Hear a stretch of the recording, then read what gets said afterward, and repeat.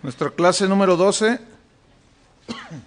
hacer morir terrenal, en nuestra serie Cristo es suficiente, un estudio de la epístola a los Colosenses. Después de que vimos la clase pasada acerca de buscar las cosas de arriba, ¿sí? Ahora fíjate lo que dice Pablo en Colosenses 3, versículos 5 al 9. Ahora se va, primero dice en los primeros 4 versículos, buscar lo de arriba, lo celestial, pero luego se va a lo terrenal, fíjate, ¿qué hay que hacer con lo terrenal? Dice, haced morir pues lo terrenal en vosotros, fornicación, impureza, pasiones desordenadas, malos deseos y avaricia, que es idolatría. Cosas por las cuales la ira de Dios viene sobre los hijos de desobediencia, en las cuales cosas, eso que versículo 5, vosotros también anduvisteis en otro tiempo cuando vivíais en ellas. Pero ahora dejad también vosotros todas estas cosas: ira, enojo, malicia, blasfemia, palabras deshonestas de vuestra boca. No mintáis los unos a los otros, habiéndoos despojado del viejo hombre con sus hechos. Vamos a estudiar esa parte. Hacer morir lo terrenal. Romanos 7:18, nada más anótenlo. Ahí Pablo dice, yo sé que en mí, esto es, en mi carne, en mi cuerpo, no mora el bien. Romanos 7:18. Romanos 7:22. Dice Pablo, porque según el hombre interior me deleito en la ley de Dios. El 23 dice, pero veo otra ley en mis miembros, en mi cuerpo. Una ley en mis miembros que se revela contra la ley de mi mente. ¿Sí? Veo otra ley. ¿Cuál era esa ley? La inercia del pecado. La ley del pecado en nuestros miembros. Una inercia ya que tiene el cuerpo.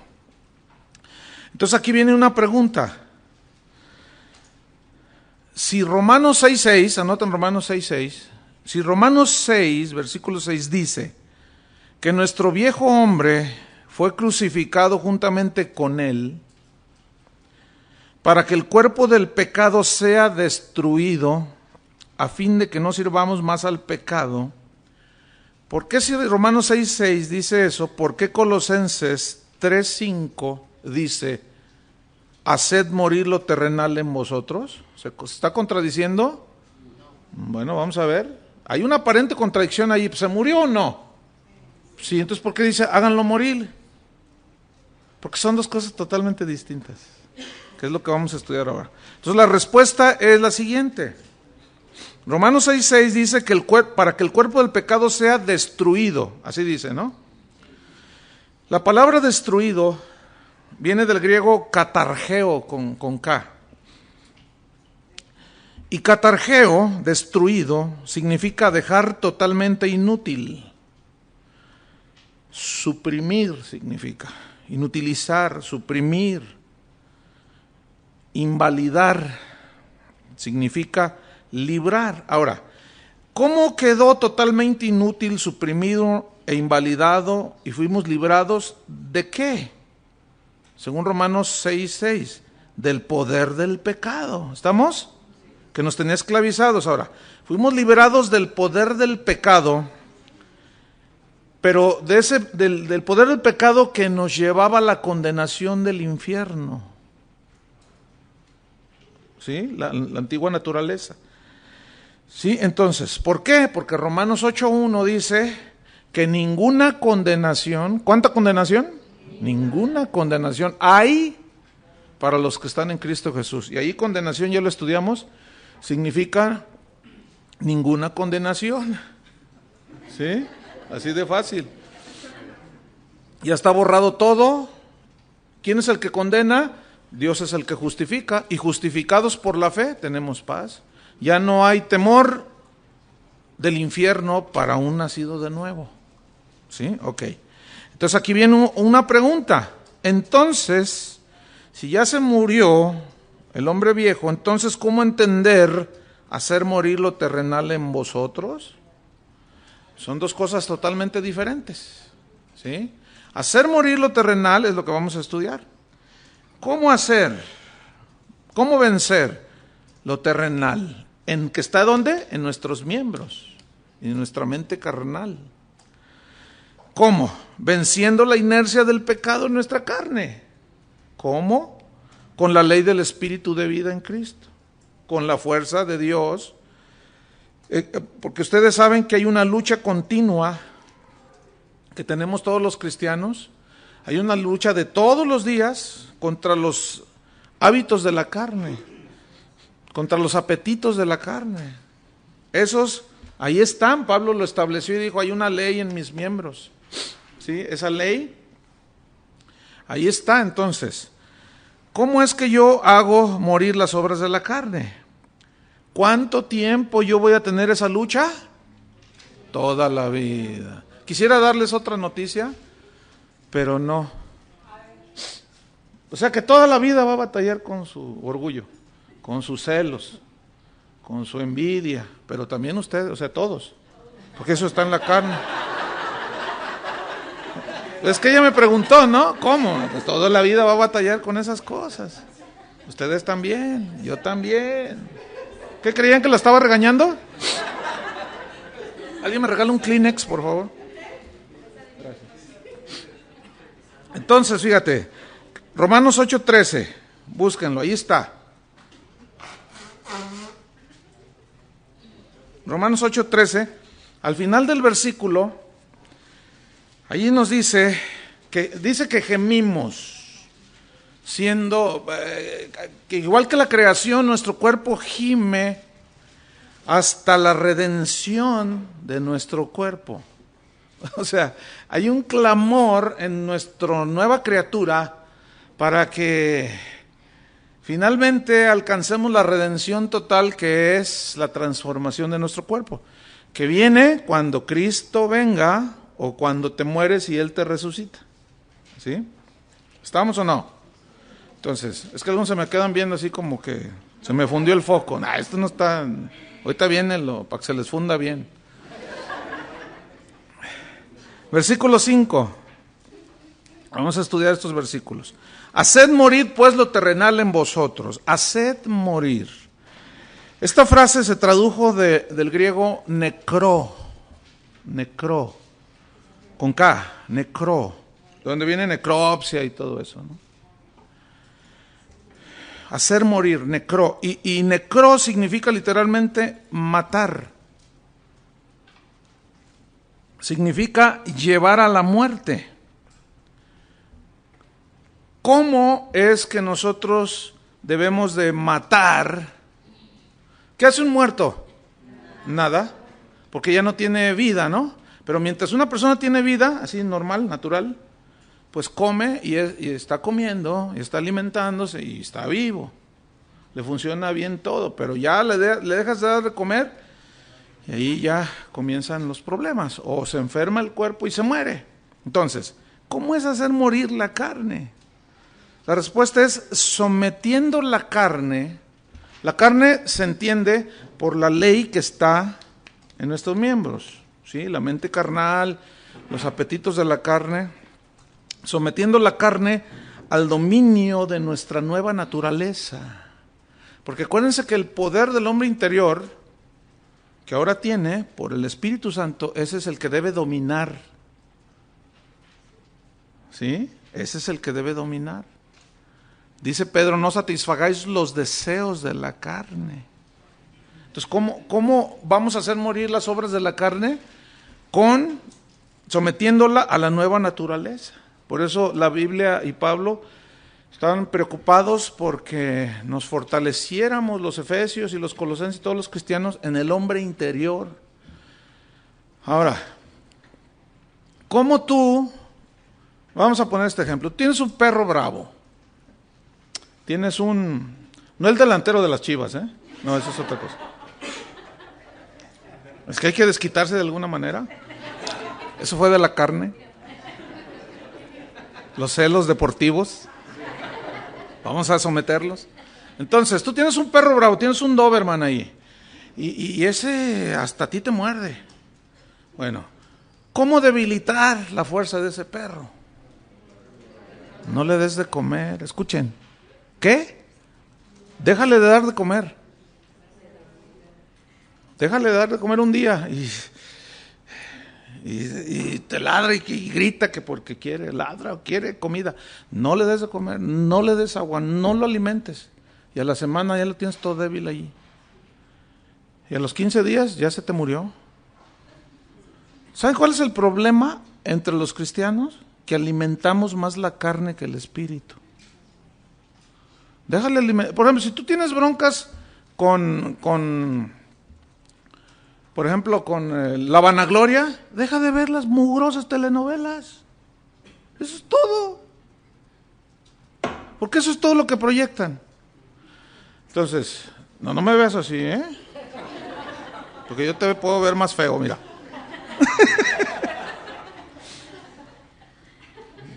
Todo eso es pura alimentación de la carne.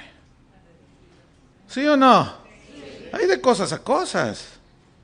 Entonces, así es como empezamos a someter los pecados de la carne. Deja de alimentar la carne. Alimenta el espíritu, crece, se fortalece. ¿Sí? Entonces, este sometimiento al dominio de la nueva naturaleza no es por castigo físico, como hacían los ascetas, los que practicaban el ascetismo. Fíjense, Orígenes fue uno de los padres de la iglesia. Y fue un cristiano tremendo, pero él malinterpretó Mateo, donde Jesús dijo que muchos se hacen eunucos por el reino de los cielos. Y se castró. Ay, fue un poco violento ese cuate, ¿no? O sea, malentendió, fíjense, aunque no deja de ser un cristiano ejemplar, pero malentendió las escrituras. Dice que algunos se hacen eunucos por el reino de los cielos y se castró, se autocastró. Orígenes se llamó ese cristiano. Los cristianos pues somos nuevas criaturas. ¿Dónde es la nueva criatura? ¿Afuera o adentro? En nuestro interior, muy bien. Pero vivimos en cuerpos viejos. ¿Estamos? ¿Qué modelo eres tú? Yo soy 56. Esos cuerpos viejos están acostumbrados, hay una inercia, ¿sí? A la cual debemos de sujetar con el poder de Dios que mora en el hombre interior. Porque la carne nunca se va a saciar, dice el Eclesiastés, y los ojos nunca se sacian, dice. Y el que quiere riqueza nunca se sacia de riqueza. Eso es la carne. ¿Ah? En Romanos 12, versículo 1 y 2, San Pablo ahí nos da la pauta de cómo nosotros podemos someter la carne. Dice, os ruego por las misericordias de Dios que presentéis vuestros espíritus. No, dice cuerpos, en sacrificio vivo. No está hablando de ascetismo, ¿eh? ¿Estamos claros? Se lo atacó. Que presentéis vuestros cuerpos en ¿cómo? Sacrificio vivo, santo, agradable a Dios, que es vuestro culto racional, para que comprobéis cuál es la buena voluntad de Dios, agradable y perfecta. ¿Qué es lo que impide, pues, que nosotros conozcamos la voluntad de Dios? La carne. Déjate llevar por los celos, la envidia, la vanagloria, la fama, el amor al dinero, busca todo eso y vas a ver que nomás no agarras la onda. Blas Pascal fue un filósofo del siglo XVII, cristiano, pero cristianazo el cuate. Fue un filósofo cristiano matemático. Y él, cuando leas algo de Blas Pascal, algún libro que te encuentres por ahí, cómpralo. 300 años hace que existió ese cristiano. Y él dijo, en su filosofía cristiana, él filosofaba pero de la palabra, y ahí les va un pensamiento de él. Él decía, Dios es luz. Y si tú buscas a Dios, tienes la luz. La palabra de Dios es luz. es lámpara, es luz. Busca a Dios, busca la palabra y tendrás luz para ver todo, lo podrás ver. No busques la luz, no busques a Dios, aléjate de la palabra de Dios que es la luz, y ahí está la oscuridad, que también hay muchísima para que no puedas ver nada. Esa es filosofía cristiana, pero está gruesa, ¿a poco no? Porque tú dices, ay, entonces de allí tú deduces muchas cosas. No, sí es cierto. Entonces imagínate a la gente que no le enseña la palabra de Dios. Fíjate, ya en Belice hay es un paraíso, ese país que es bien pequeñito, pero es un paraíso, es tipo Cancún, pero tiene los suyos, ¿no? Así, diferente. Y hay una parte donde hay unas pequeñas islas chiquitas, pero hay una parte donde desde el aire se ve la profundidad en esa parte del mar es como de 4 metros. Y es maravilloso, ¿no? Los corales y los peces, y padrísimo que está, ¿no? Pero hay una parte que se conoce como, y es un atractivo turístico, se le denominan el hoyo azul. Y es una parte que desde el cielo se ve todo transparente, pero allí se ve azul, se ve un círculo azul. Entonces los buzos les gusta ir ahí, pero no han llegado al fondo nunca. Entonces, hace poco estaba viendo un documental de allí. Me llamó la atención porque se metió un buzo con un aparatito, dice, a ver hasta dónde llego, hasta donde yo pueda aguantar. Entonces él va descendiendo y va hablando, ¿no? Iba con todo el equipo. Entonces dice, a medida que me sumerjo más en las profundidades del hoyo azul, el agua se hace más fría, se pierde la visibilidad, los rayos del sol ya no penetran y se vuelve totalmente oscuro aquello. Yo estaba viendo y dije, ese Blas Pascal era de otro mundo, porque, bueno, yo asocié eso con lo que dijo Blas Pascal, y es lo que dice la Biblia, en síntesis, ¿no es cierto? Sí. O sea, tú métete a las profundidades del hoyo azul, de la oscuridad, y vas a tener pura oscuridad. No penetran los rayos del sol. Busca a Dios que es luz, busca la palabra de Dios y vas a tener luz. Nada más que luego tú quieres alumbrar a algunos con la luz de la palabra y no te creen, porque están en oscuridad. Qué tremendo, ¿verdad? Entonces, así decía Pablo a los romanos, os ruego que presentéis vuestros cuerpos. Entonces, otra vez ahí el cuerpo. Entonces, debemos cortar entonces con los lazos que nos atan a los malos hábitos de la carne. Entonces dice, haced morir pues, ¿cómo si tú quieres hacer mole de gallina, ¿cómo le haces? Bueno, yo me acuerdo de mi abuelita cuando hacía mole. Estaba chiquillo, entonces estábamos en un rancho, se casó una prima, y dice, un día antes, dice, vamos a hacer el mole. Y entonces andábamos los chavillos, dice, hey, niños, dice, agárrenme las gallinas. Vamos, detrás de las gallinas, una corretiza que les poníamos a las gallinas y finalmente las agarrábamos. Estábamos chiquillos. Aquí está, abuelita. Y yo agarré la primera gallina. Aquí está, abuelita, dámela, me dice. Entonces la agarra, sí, y la agarra del pescuezo y empieza a darle vueltas. Y yo me asusté. Yo estaba chiquillo, ¿no? Abuelita, está matando la gallina. Pues sí, si no, ¿cómo comes el mole, mijo? Me decía. Y le daba vueltas a la gallina, pobrecita. Y pues la mató. Agarra del pescuezo. A los celos. Y mira, agárralos y dale vueltas. ¿Sí? Eso es hacer morir. Mátalos. ¿Cómo? Ahí está, fíjate. Y luego nos da la lista. Fornicación, dice. Fornicación, del griego porneia. Perdón. Del griego porneia, que se refiere a todo lo que es pecado sexual. De la palabra porneia se deriva la palabra pornografía, que pornografía en griego significa imagen que proyecta el acto sexual pervertido. Y de pornografía, de porneia también se deriva la palabra porné, que se traduce como prostituta. Y la prostituta pues vende sexo ilícito, ¿no? Entonces, la fornicación aquí se refiere a todo lo que es sexualidad fuera del matrimonio. ¿Sí? Sexualidad fuera del matrimonio, incluye todo lo que es fuera del matrimonio, ¿sí? Y toda perversión sexual. En Hechos 15, versículo 20, allí sucede el concilio de Jerusalén.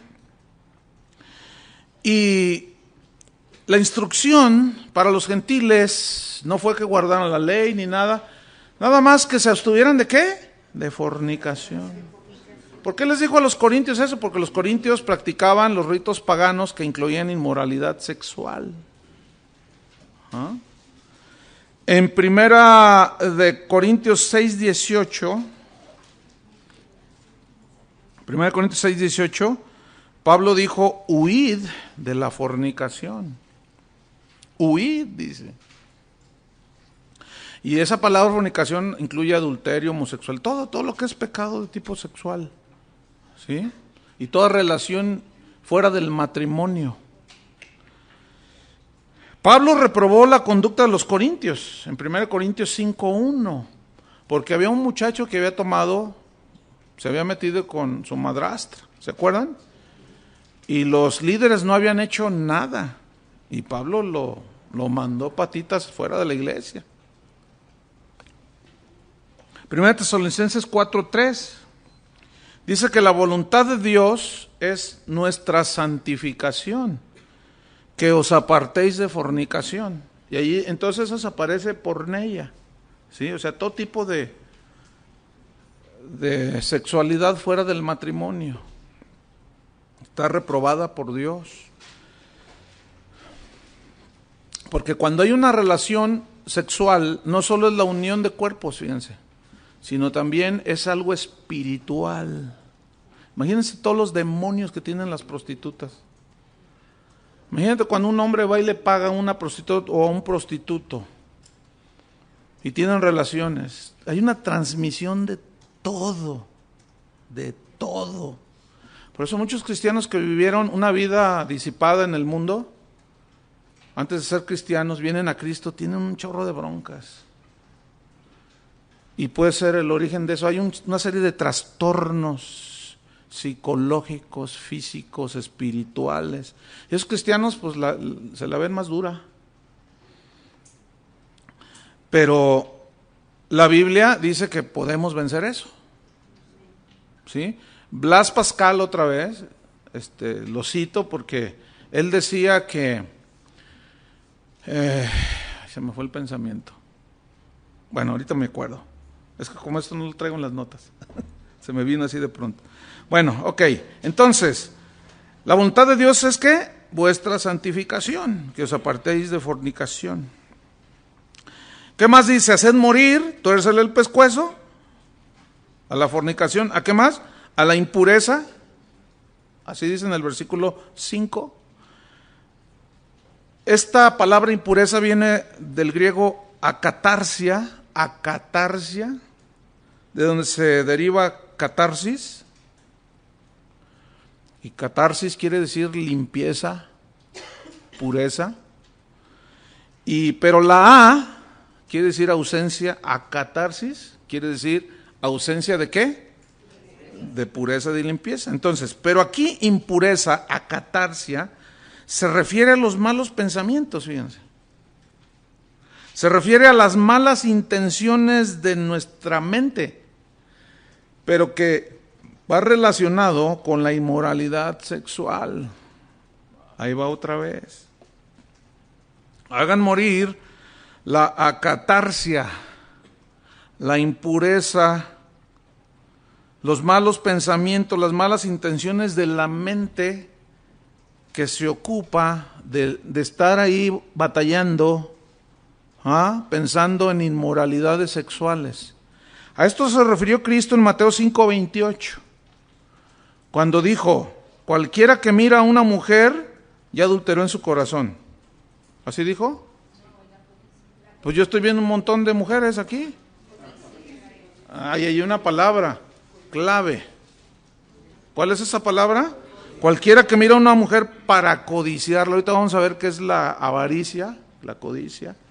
Cualquiera que mira a una mujer para codiciarla, dice, ya adulteró en su corazón.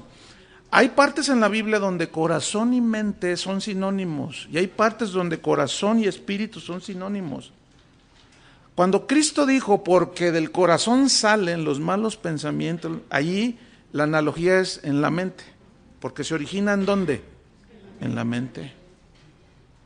¿Sí? Es de donde salen los adulterios, porque empieza la fornicación, los robos, empiezas a, ¿sí?, a pensar, empiezas a planear, de manera que todos ese tipo de pecados no es de que, ay, pues es que iba yo caminando y de pronto caí. No, fíjate que eso no existe, no es verdad eso.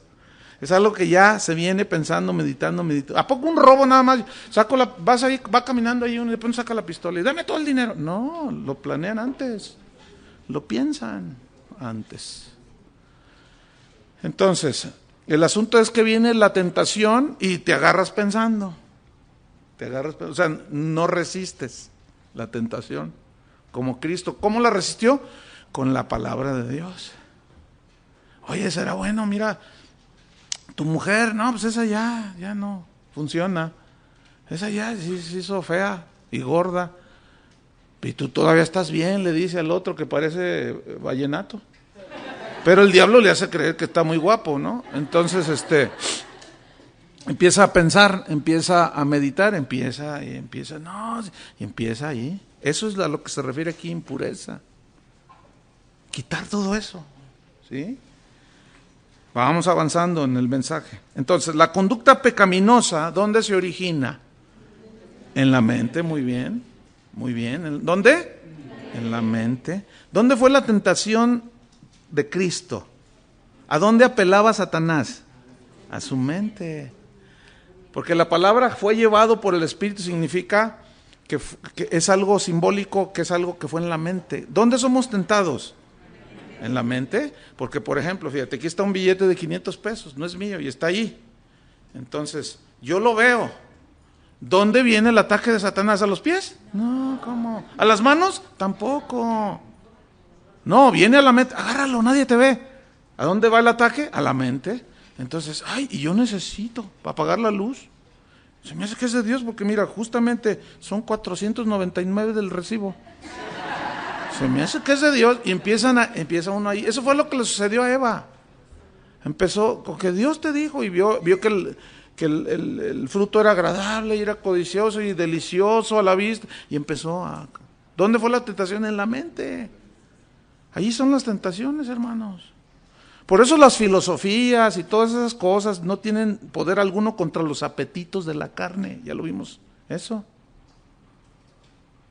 Por más que te cortes los brazos y los pies, ¿no? Y te amarres un nopal en la espalda y te vayas a Zapopan, la bronca está en tu mente. Díganme si no es cierto, la gente que practica acá todo eso, al rato salen y se emborrachan. Tú dices, bueno, que no estaba allí con la Santísima.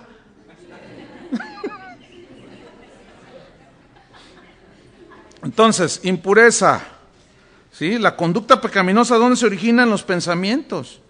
Entonces, fíjate, los pensamientos sometidos a Dios, ¿qué van a producir? Una conducta limpia. ¿Estamos o no? Ahora, una pregunta, ¿ser tentados es pecado? No, ustedes ya están, ya hasta se van a graduar, ya van preparaditos, ya es difícil agarrarlos. Claro que no es pecado, porque si no Cristo pecó, porque Él fue tentado. El asunto no es la tentación, siempre va a haber, ¿sí? Sino es cómo reaccionamos nosotros ante la tentación, ese es el punto.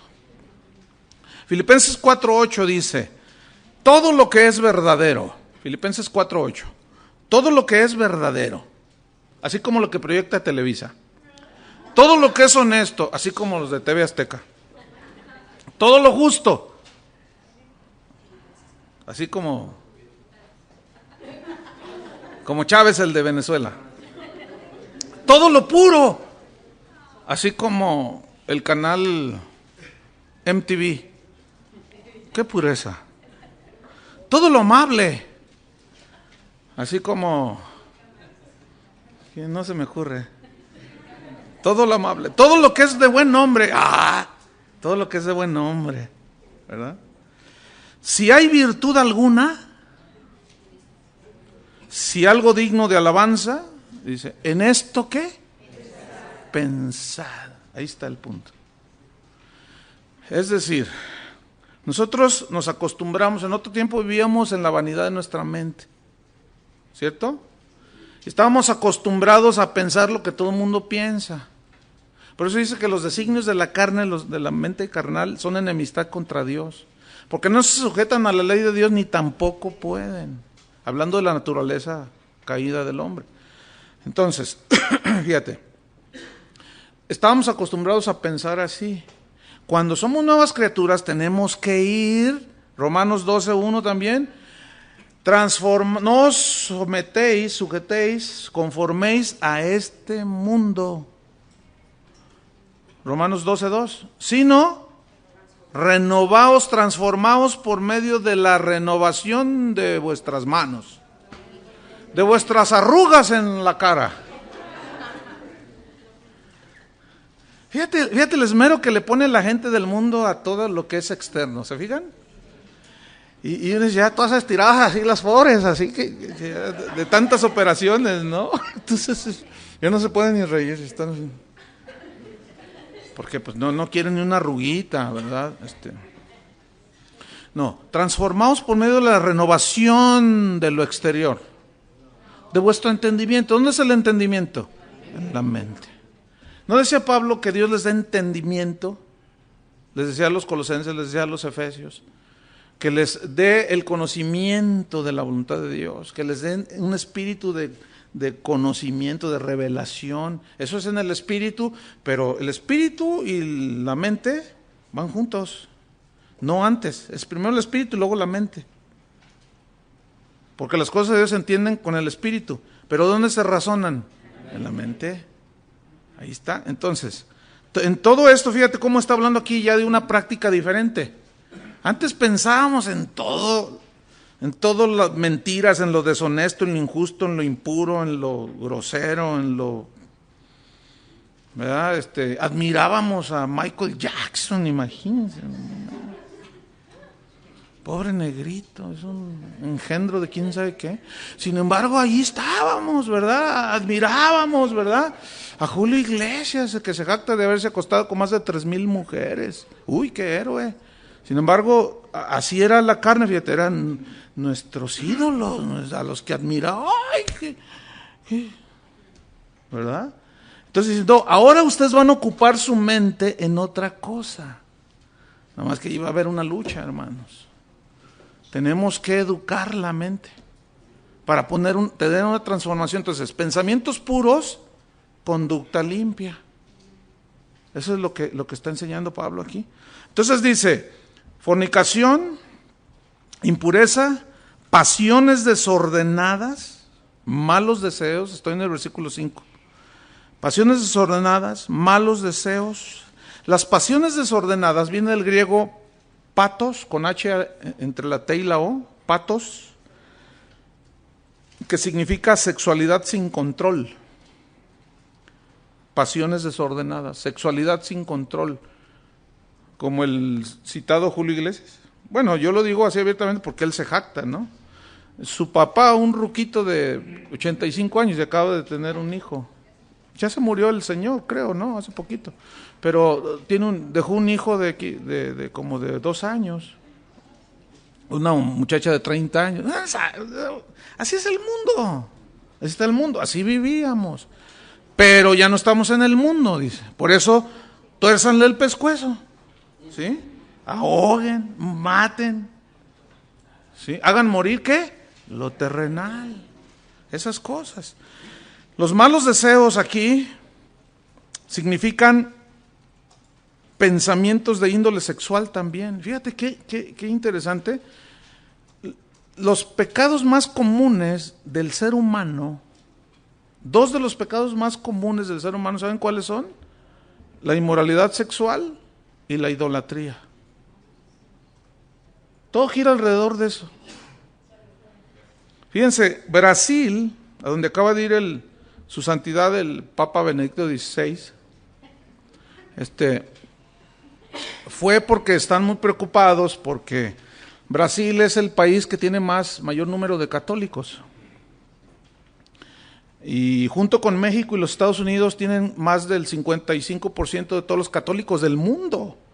Más de 500 millones. Calcula que hay 1,000 millones de católicos según ellos, ¿no? Dicen. Entonces, ahí Brasil es donde más inmoralidad sexual hay. Es donde más se venden condones. Es donde más se practica todo tipo de abuso sexual, pero bien católicos. Ya ven que en el DF despenalizaron el aborto. Ya acaban de sacar una estadística de todas las mujeres que han ido a hacerse el aborto, y de todas, el 85%, no estoy inventando, son cosas que están allí, ¿no? El 85%, les hacen un estudio, les preguntan quiénes son, qué religión tiene todo, el 85% son católicas. Para que vean lo que sirve la religión. Pero sí, van a la villa de rodillas. Para que vean lo que sirve la religión, hermanos. Por eso un cristiano no garantiza que un cristiano venga a una iglesia cristiana mientras sea un místico, un legalista y una asceta. Nomás no lo va a hacer. Por eso los que se meten en ese rollo estando en la iglesia cristiana son los peores. Siempre que veas un legalista, aguas con esto. De seguro tiene unos pecadotes impresionantes. Porque esas cosas no tienen poder alguno contra los apetitos de la carne. ¿Ven?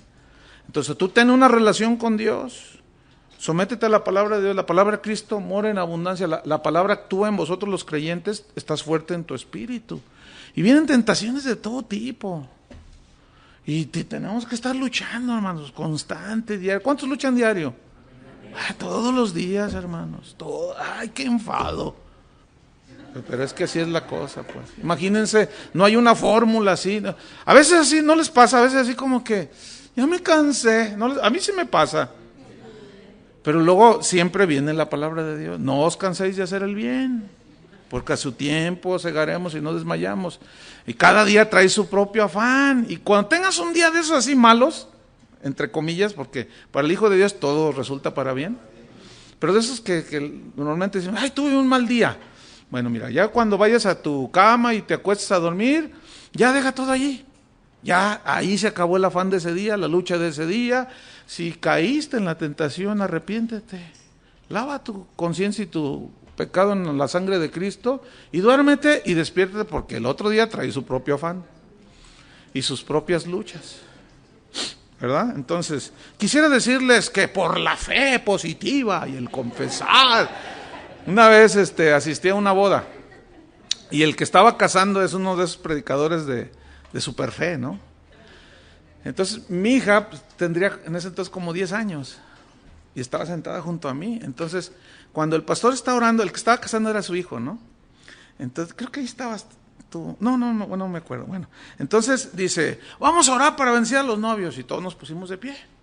Entonces él dice, yo declaro y confieso que nunca van a tener un solo problema en su matrimonio. Y yo dije, fíjense, y la niñita de 10 años me jala así. Me dice, oye papá, eso no es cierto. Una niña. Le dije, claro que no, mija, pero agarra la onda que es su hijo. Pero pues por más deseo que un problema, dice, pero es que eso no es real, todos tenemos problemas. Fíjate la niña. Es que hay cada cosa, qué bueno. Entonces, fíjate, pasiones desordenadas, malos deseos y avaricia, dice que es idolatría. Estoy en el versículo 5. Avaricia viene del griego pleonexia, con X. Pleonexia es una conjunción de dos palabras. Pleo significa más. Y nexia es tener, viene de anexar, ¿sí? O sea, fíjate, Pleonexia, más tener, o sea, es un deseo desmedido de tener más. Esa es la avaricia. Esa es la codicia. ¿Sí? Fíjate, deseo de tener más, pero ese deseo de tener más rebasa la línea de lo justo, lo bueno, lo prudente, lo sensato, y te brincas la tranca y llegas a lo prohibido. Eso es la avaricia, ¿sí? Y la avaricia, según la Biblia, lleva a la idolatría. Este está tremendo, fíjate. Es decir, un deseo de tener más dinero te va a llevar a robar, a hacer tus tranzas, a hacer tus trampas, a echar mentiras y un chorro de cosas, ¿no? La raíz de todos los males es el amor al dinero. El amor, la actitud, la codicia desmedida. Todos necesitamos dinero, ¿no es cierto? Necesitamos pagar la comida, la luz, qué sé yo. Pero la avaricia entonces es un deseo de tener más de lo que tenemos y eso lleva a robar. Cuando es un deseo de reconocimiento, eso te lleva al egoísmo. De que me vean a mí, que sepan que y siempre estamos anhelando, la carne siempre anhela que le aplaudan. Y que la reconozcan, siempre está queriendo que no, que la hermana tiene el don de sanidad y la hermana tiene el don de fe, y está bien.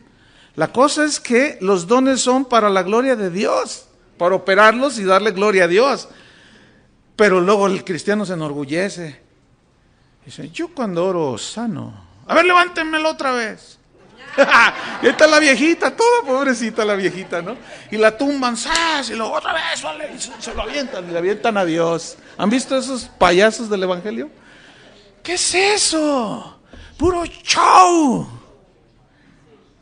¿Ustedes creen que eso le da gloria a Dios, hermanos? Por el amor de Dios.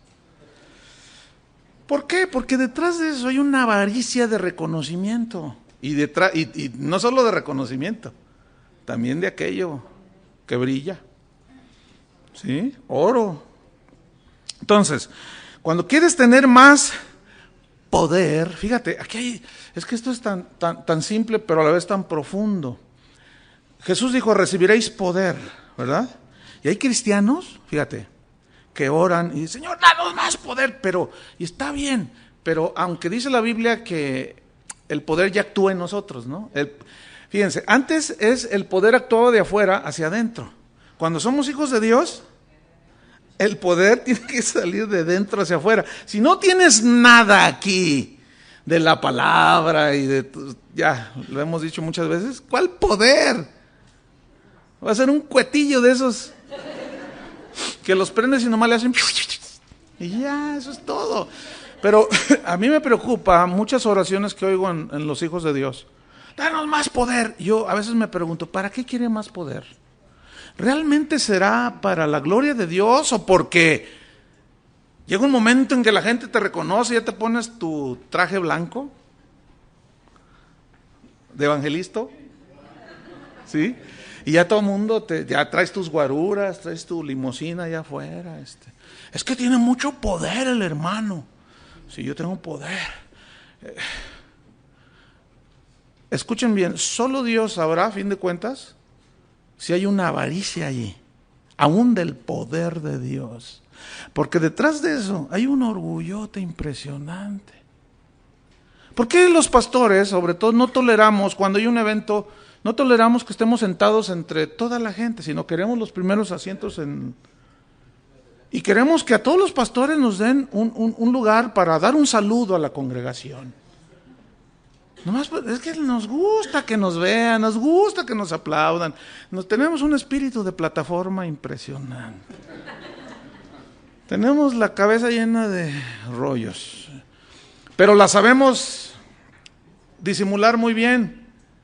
Recibo un Grammy y digo, para la gloria de Dios. ¿Ustedes creen que es para...? ¿A quién van a engañar? A la carne y a los carnales los engañan. Si tú eres espiritual, tú dices, no hombre, eso es de la carne. ¿Qué recibió un premio? Cualquiera que sea el premio. ¿Qué recibió? Tu talento. No dicen, este cristiano habla la pura verdad, le vamos a dar un Grammy. ¿Cuándo han visto eso?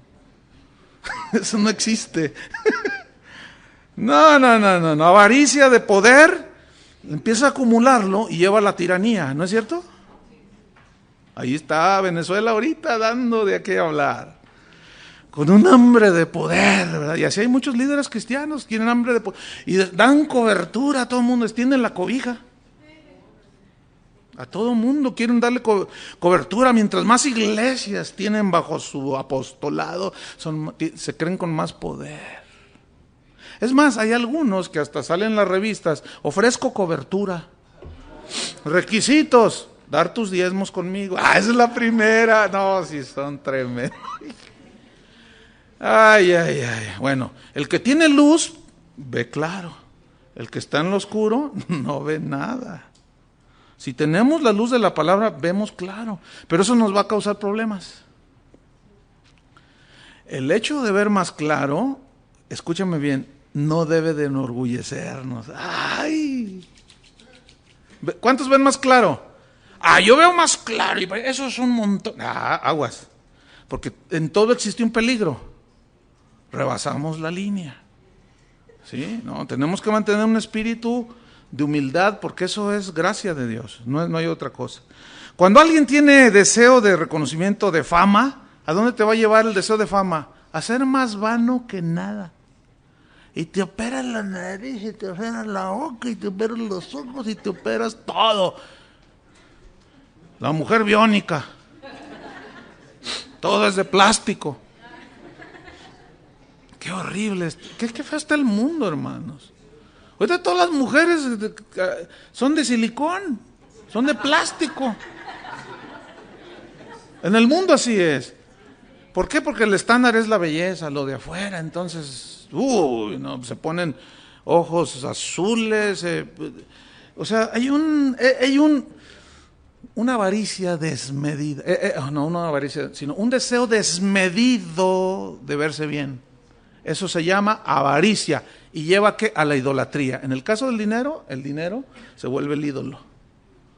En el caso del reconocimiento, tu ego tú eres yo.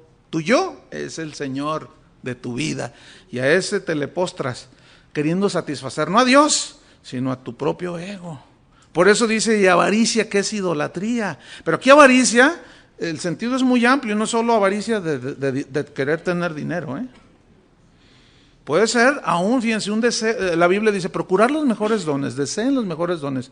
Pero hay quien por avaricia, Señor, dame los 75 dones del Espíritu. Entonces tú le dices, oye, espérame, no son 75.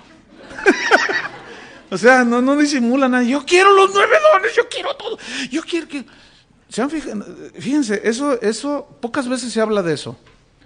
No, que Dios nos quiere dar dones. Y sí, que está bien. Y dice que los procuremos, que si los anhelamos, está bien, pero ahí también puede entrar la avaricia, porque detrás de eso puede haber un anhelo interno de ser visto, de ser reconocido. ¡Qué tremendo!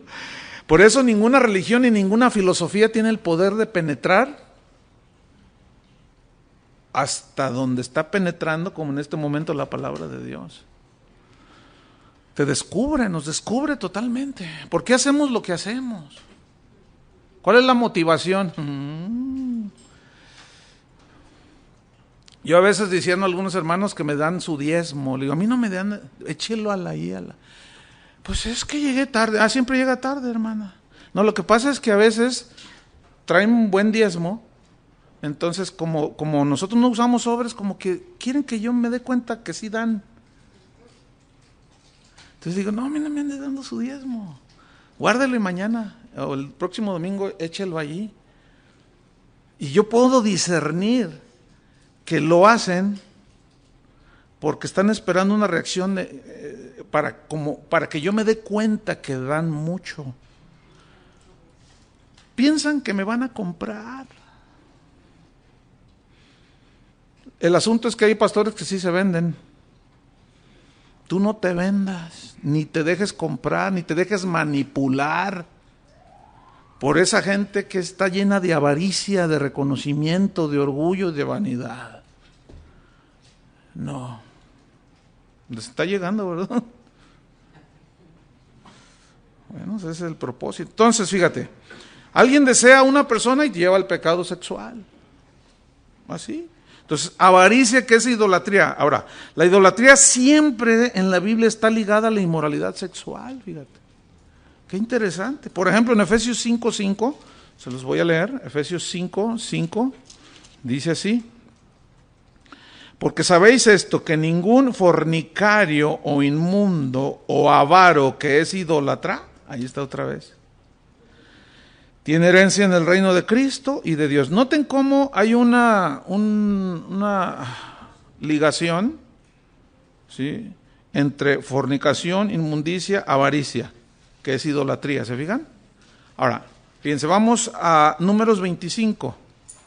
Números 25, aquí es cuando Balac, esta es la doctrina de Balaam, enseñó a Balac a poner tropiezo ante los hijos de Israel. ¿Cómo fue que? Porque él quería, Balac fue y contrató a Balaam para que maldijera a Israel, pero no pudo maldecirlo, porque Dios no lo dejaba. Entonces, ¿cómo fue que él logró hacer tropezar a los hijos de Israel? Números 25, versículo 1 dice: moraba Israel en Sittim, y el pueblo empezó a fornicar con las hijas de Moab. Los moabitas descendían de Lot, que fue hijo de un incesto. Imagínense, ¿no?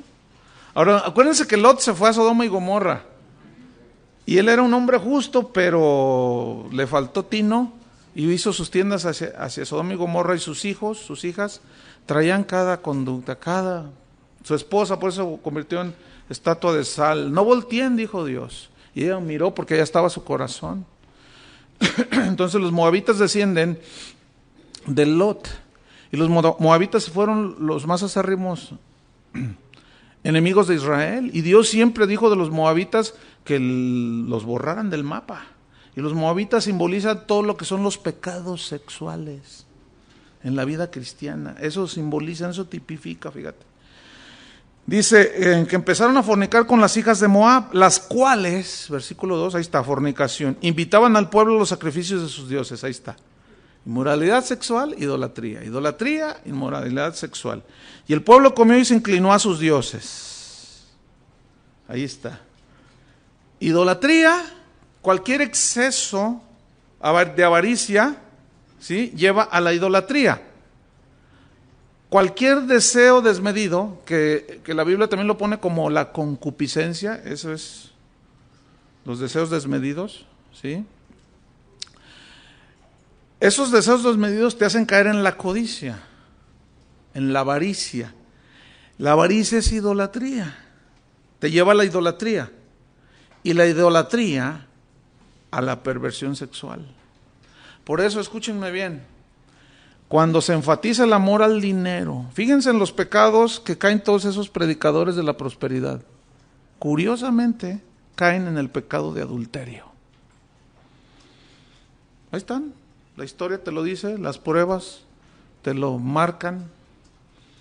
¿Por qué? Porque es un deseo desmedido, y siempre la avaricia va a llevar te lleva a la idolatría, y la idolatría a la perversión sexual. Ahí está. Muchos de esos predicadores de prosperidad han tropezado en esa área, porque tienen al dinero como su ídolo y lo caen en la inmoralidad. Y siempre la Biblia la asocia, fíjense. Entonces, ¿cuál es el antídoto contra la avaricia?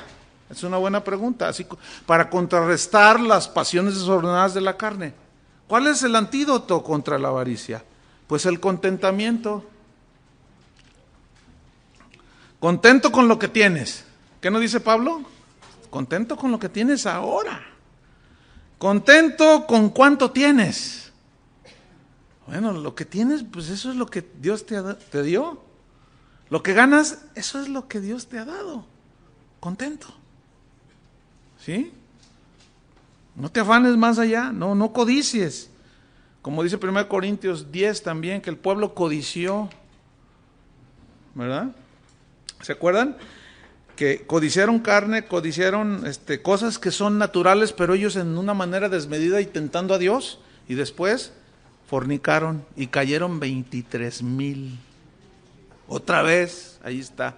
La avaricia, que es idolatría, lleva a la inmoralidad. Entonces, contentamiento, contento con lo que tienes, contento con cuánto tienes, contento cómo estás físicamente. Aunque eso no quiere decir que seas fodongo. ¿Qué es fodongo? No quiere decir que seas fodonga, así abandonado. No. Dice la Biblia que ninguno hace daño a su cuerpo, sino que lo sustenta y lo cuida. Dice así en Efesios 5. Entonces, fíjate, contento con tu cuerpo físico. Contentamiento con cómo estás. Contentamiento con la esposa que tienes. Ay, pero es que me tocó una bruja. Pues tú eres brujo porque tú la escogiste.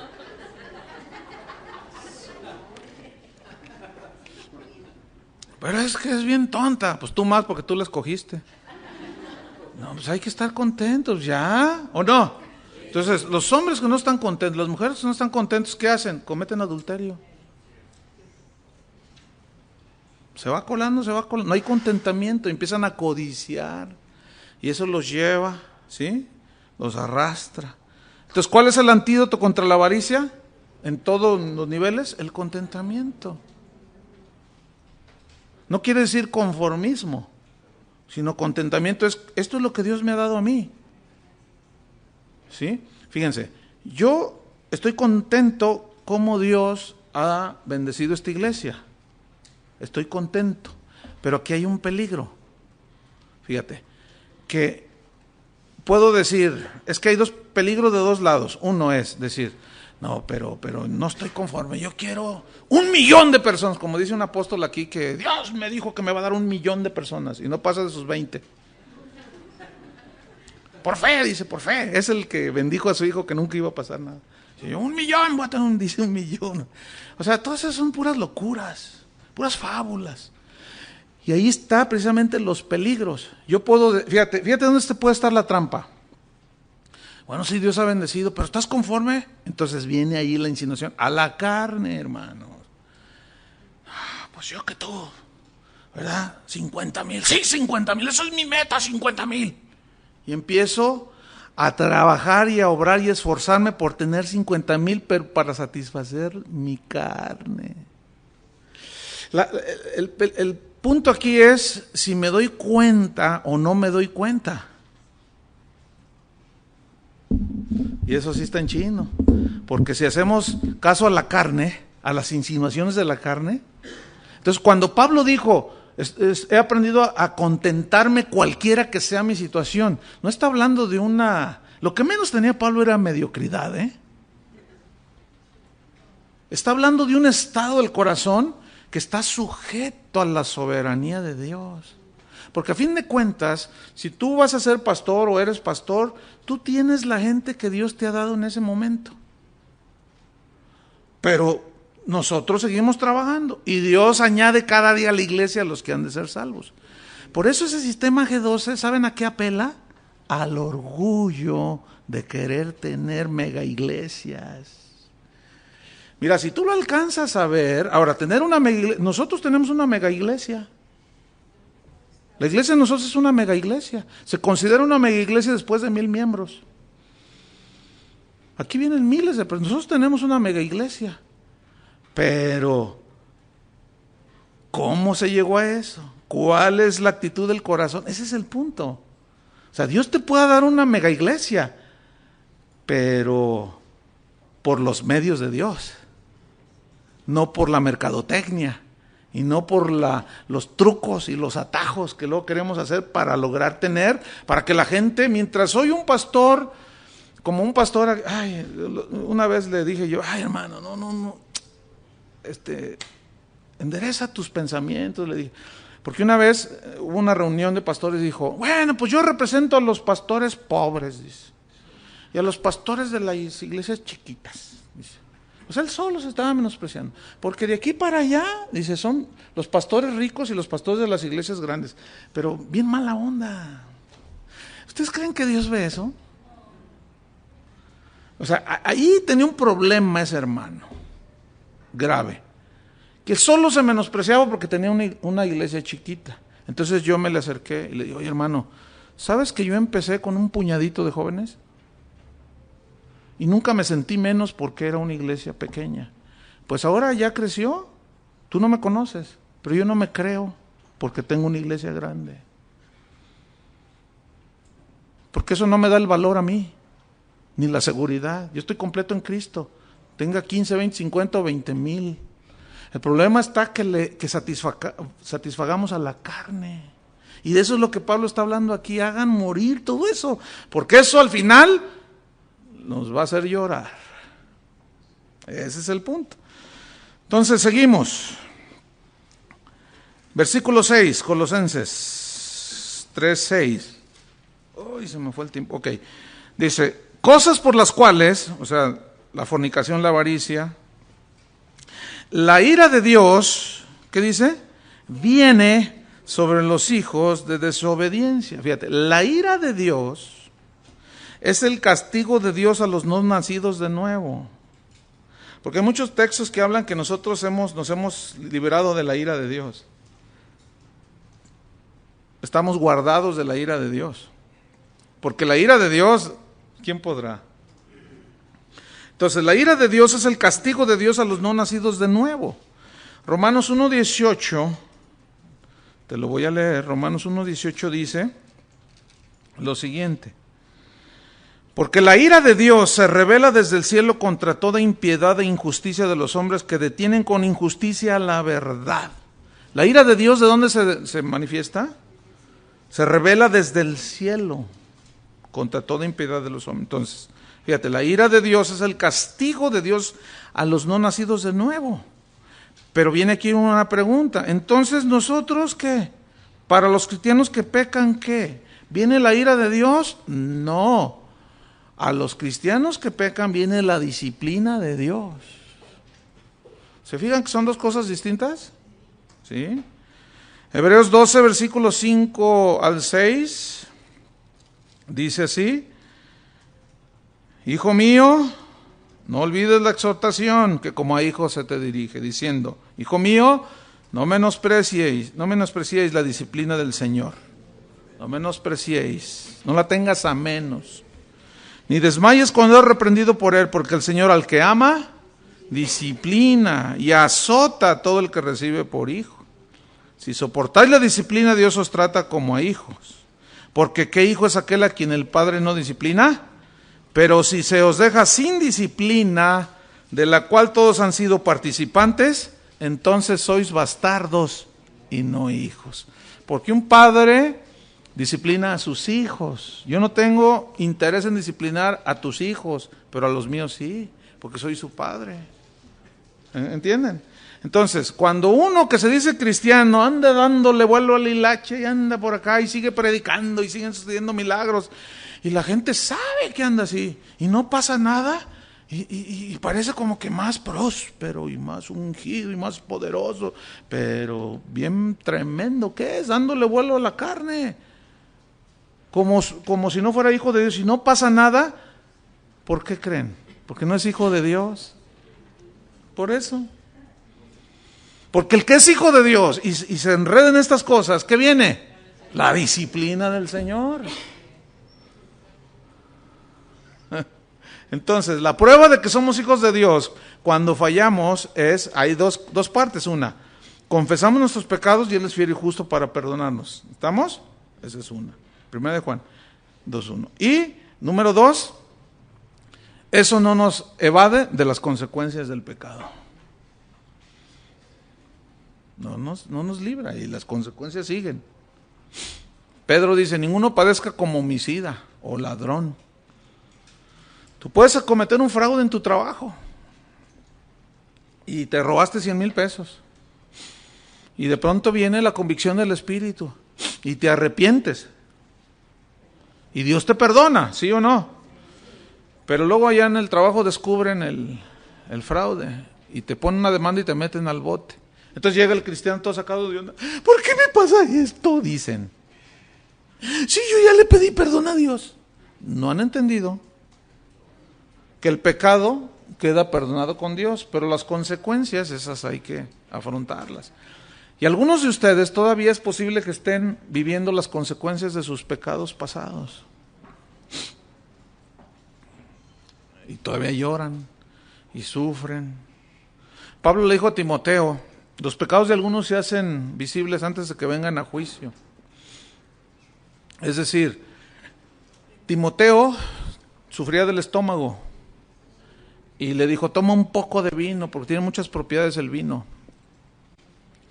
Y dice, por un poco, dice, no te acabes 5 botellas.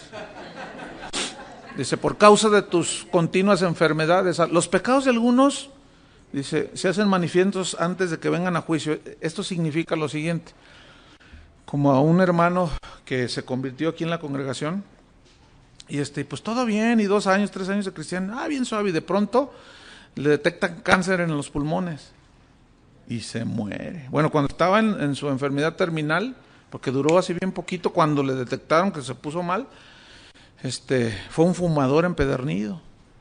Sus pecados le fueron perdonados, pero el cuerpo le cobró la factura. Otro hermano se murió de cirrosis hepática. Dejan el vicio, Dios los libera, pero después el cuerpo, los pecados de algunos se hacen manifiestos antes de que vengan a juicio, y otros después. Otros llegan hasta con los tubos aquí y su bolsita acá, llegan a la iglesia, llegan a Cristo, y luego el Señor los sana. Ese ya llegó con el pecado todo patente, ¿no? Ese ya llegó todo así, muchos han llegado así, gente con SIDA que el Señor ha sanado aquí, con cáncer, tumores en los senos, pero otros se convierten y parecen sanos y de pronto salen y se mueren. Bueno, ¿por qué? Porque seguimos aquí en la tierra y la soberanía de Dios está sobre todo eso. Entonces, fíjense, aquí la disciplina del Señor es para sus hijos. Entonces, versículo 7 dice, cosas por las cuales, o sea, los pecados del versículo 5, la ira de Dios viene sobre los hijos de desobediencia, en las cuales cosas, estoy en el versículo 7, vosotros también, tiempo pasado, ¿qué? Anduvisteis. Y esta palabra anduvisteis significa andar cotidiano, o sea, era la práctica de todos los días, ¿sí? O sea, anduvisteis todos los días, así vivías. Bueno, en otro tiempo, anduvisteis en otro tiempo. Cuando vivíais en ellas, ahí está, vivíais, es decir, había cotidianamente era la mentira, cotidianamente era la ofensa, cotidianamente era la maldición, cotidiana, todos los días, te acostabas pensando en qué tranzas vas a hacer, te acostabas pensando en la que no era tu esposa, te levantabas pensando, y era cotidiano, era una práctica. Los que practican el pecado son del diablo, dice Primera de Juan, ¿verdad? Versículo 8, pero ahora, dice Pablo, dejad también vosotros todas estas cosas, y luego te da otra lista. Pero el verbo dejad, en el griego, está difícil de pronunciar, significa alejarse. O sea, aléjense también de estas cosas que vienen a continuación. Desechar significa dejar, significa despojarse, pero alude a desvestirse de la ropa sucia después de un día de trabajo, ¿sí? Imagínate un mecánico, ¿no? Así todo sudado, así bien oloroso y lleno de grasa y todo. Entonces, pues, llega a su casa y se despoja de toda esa ropa sucia y se mete a bañar. Esa es la idea, que despojarse, de quitarse la ropa sucia, porque habla de despojarse del viejo hombre y vestidos del nuevo. Como irte en la mañana, ¿verdad? Que no te pusiste la misma ropa de ayer. Si te pusiste la misma de ayer, con razón hay ese espacio allí. ¡Ay! No, pues ya huele mal la ropa, ¿no? Entonces tú te cambias de ropa, ¿sí o no? Te bañas y te cambias, no te pones la misma. Esa es la idea que tiene dejar, o sea, desvestirse, despojarse, desechar, alejarse. Y luego ya da la lista. Dejad también todos vosotros estas cosas. Versículo 8, número 1, ira, del griego orge. Pero aquí ira significa amargura. Habla de un estado de amargura cargado de resentimiento. Ira es una situación permanente. ¿sí? Repito, que es una amargura cargada de resentimiento. Hebreos 12:15 dice que mirad que no brote ninguna, ¿qué? Raíz de amargura. No sea que deje de alcanzar la gracia de Dios, porque ya es un estado permanente del espíritu, del alma, toda amargada. Es que, hermanos, me hizo. Hebreos 12:15. Ahora fíjate, dice, ira.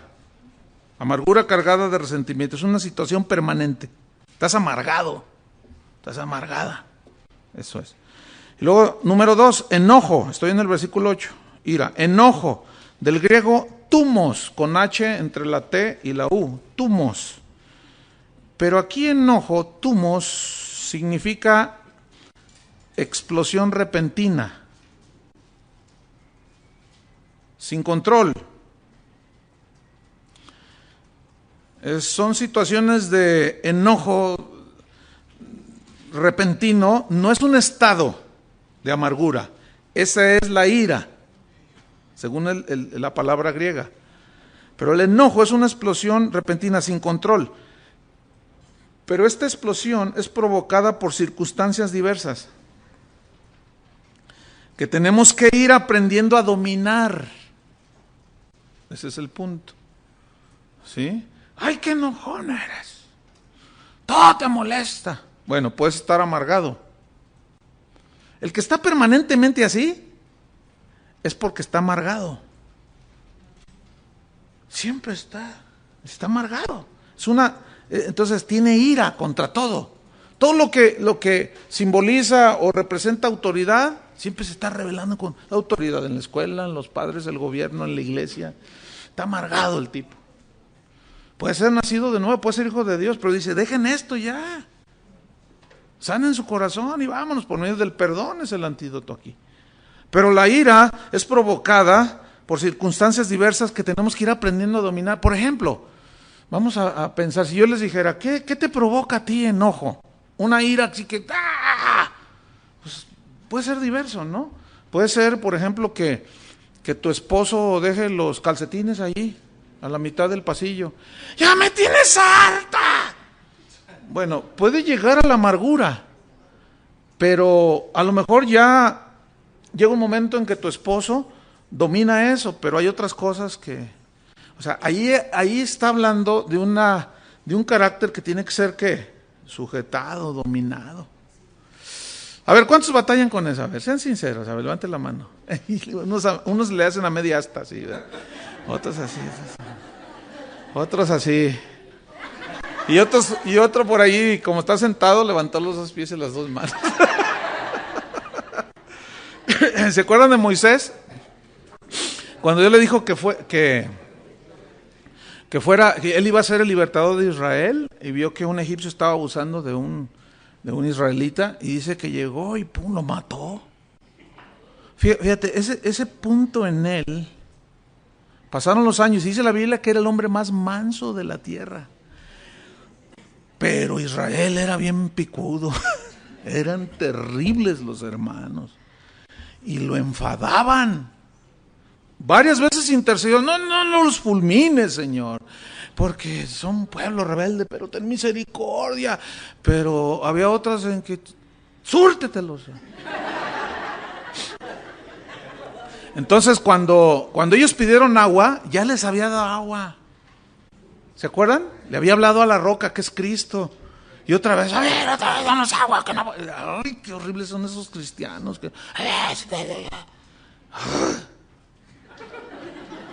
Pero hay que tener cuidado. Porque fíjense, Moisés dijo, rebeldes. Entonces, Señor, ahí están otra vez tu pueblo. Mira, golpea la roca. Hablando del sacrificio de Cristo, que había sido fue una sola vez para siempre. Y agarró con la vara que llevaba, y estaba la roca que era Cristo, simbolizaba a Cristo, y le pegó 2 veces, y brotó agua. Y todos se saciaron, y Dios le habló, ven para acá. Eres mi hijo, te quiero mucho, pero no vas a entrar a la tierra prometida. ¿Pero por qué? Porque me deshonraste. Te dije, pégale una vez. Le pegaste 2. me desobedeciste, Moisés. Y no te puedo dejar sin disciplina, porque eres mi hijo. Y la disciplina es, no vas a ver la tierra prometida. Y otra vez entra en mansedumbre. En realidad era un hombre manso, pero fíjense cómo todo esto nos mete en broncas. Entonces le dice a Moisés, mira, súbete al monte. Creo que era el Nebo. Sí, era el monte Nebo. Okay, entonces sube y bueno, el monte que haya sido, ¿no? El monte de Piedad, el monte Pío. Entonces se sube y Dios le dice, fíjate, dice, mira Moisés, ve a lo lejos. Y mira, dice, esa es la tierra prometida. Y pues Señor, dame chance. No, es que, escuchen bien hermanos, Dios no consiente. Si la regamos nos tiene que disciplinar, hermanos, porque es por amor. Pero nos tiene que disciplinar. Él no va a premiarnos. Perdonó el pecado de Moisés, pero dice, pues que me deshonraste enfrente de todos. Todos los que deshonran a Dios, cuando deshonramos enfrente de todos, mira, la nalgada va a doler. Entonces le dice, míralo, porque hasta aquí. Y Moisés miró. Y luego dice, y ahí murió. Y yo tengo una película de los 10 mandamientos donde se ve esa escena, pero hasta me hizo llorar, porque se ve a Moisés ya todo quebrantado y manso, ¿no? Y va subiendo el monte. Y luego voltea así y le dice, Señor, dice, mira Moisés, es linda la tierra, ¿verdad? Señor, déjame. No, mírala de lejos. Y se quedó, está bien. Y lloró Moisés. Y la miró así de lejos. Y luego se vio en la película, la escena, él se acurruca como entre una hondanada, así como entre una roca, y que hacía así como un vado, y se acurrucó allí y se murió allí. Y así se murió. Y tú dices, qué duro Dios. No, ahí nos está enseñando que Dios, al que ama, disciplina. A David le pasó lo mismo. Cuéntalos, le dijo a su general. Y Dios manda al profeta. Dile que no. Pues sí. Y lo manda otra vez al profeta. Desobedeciste. Y Dios te dice que escojas una de estas 3 cosas. Como disciplina, en otras palabras. Que los enemigos se enseñoreen. Que haya mortandad. Y el otro yo no me acuerdo. Y David dice, hijo, que con los enemigos no sé. Y hubo mortandad. Disciplina. Así es que hermanos, por eso dice, hagan morir lo terrenal en vosotros. Porque la paga del pecado sigue siendo, para nosotros no es la ira ni la condenación, porque ya no hay, pero sí. Pero cada nalgada que Dios te dé, debes de sentir que te está abrazando. Porque el Señor al que ama, disciplina. Vámonos sobre el final, pues. Me quedan 2 minutos aquí. Entonces, malicia. Enojo, ira, enojo, malicia, significa maldad, es buscar hacer daño a otros. Habla de daño físico, pero también daño moral. Esa es la malicia, del griego kakia, con doble K. Blasfemia, que es un desprecio contra Dios y es un desprecio contra el ser humano también. Palabras deshonestas de vuestra boca. Son palabras, estoy en el versículo 8, estas son palabras repulsivas que llevan el propósito de herir y de dañar. Esas son las palabras deshonestas. Se habla de una persona mal hablada, palabras groseras, vulgares. Es que soy de Veracruz, hermano, de Alvarado. Y finalmente dice, no mintáis los unos a los otros. Porque cuando un cristiano miente, imita a Satanás, que es el padre de mentira. Cuando hablamos verdad, imitamos a nuestro Padre, que es Dios de verdad. Toda mentira procede de Satanás, toda verdad absoluta proviene de Dios. Y finalmente, no hagas nada de esto habiéndoos despojado del viejo hombre con sus hechos, con sus vicios. Ya no somos esclavos del pecado, pero, en otras palabras dice, ya no son esclavos del pecado, pero venzan la inercia que hay en vuestra carne. ¿Cómo? Sujétenla. No hay otra manera. ¿Cómo? Con el poder de Dios, de la nueva naturaleza. Amén. Señor, te damos gracias. Pedimos tu bendición, que tu palabra, Señor, se arraigue en nuestro corazón y nuestro hombre interior esté fuerte para poder sujetar las pasiones de la carne.